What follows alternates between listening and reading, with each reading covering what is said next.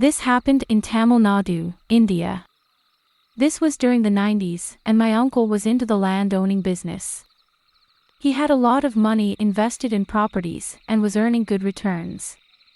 He used to frequently visit many rural village areas to meet new property holders and negotiate deals on upcoming projects.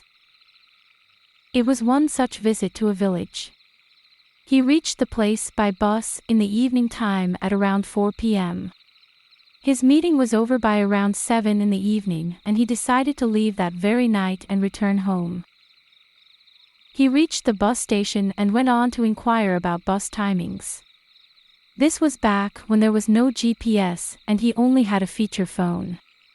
To his dismay, he found out that the next bus leaving town was at 8 the next morning.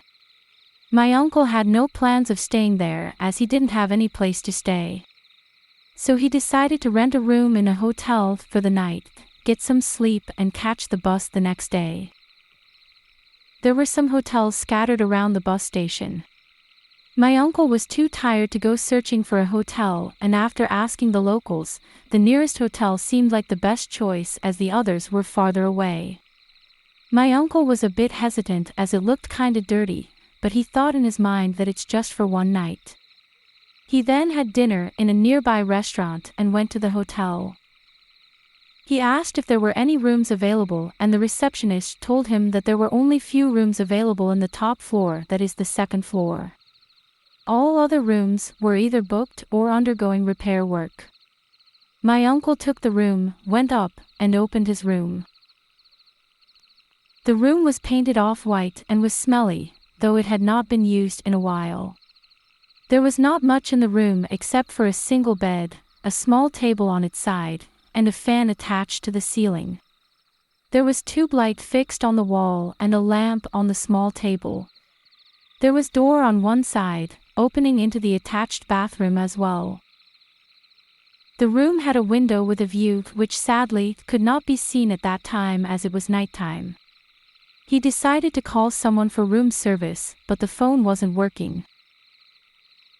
There were about 15 rooms down a vertical hallway, with my uncle's being the third room. The weird part is, after his room, the corridor lights did not work, so the rest of the hallway was covered in darkness. He was too tired to worry about this or the room attendant not coming up, so he decided to call it a night. Lying on the bed, he thought about his meeting and planned what he was going to do tomorrow. He then noticed the ceiling had small but significant cracks all over it and the paint was coming off. For an instant, my uncle thought he saw a pale white face looking back at him from a small crack. It looked like an old bearded man. My uncle was horrified and switched the lights off and went to sleep. In the middle of the night, he woke up to attend the nature's call. He finished his business and was washing his face in the sink. When he looked up in the mirror again, the same white pale face of the bearded man appeared for a second.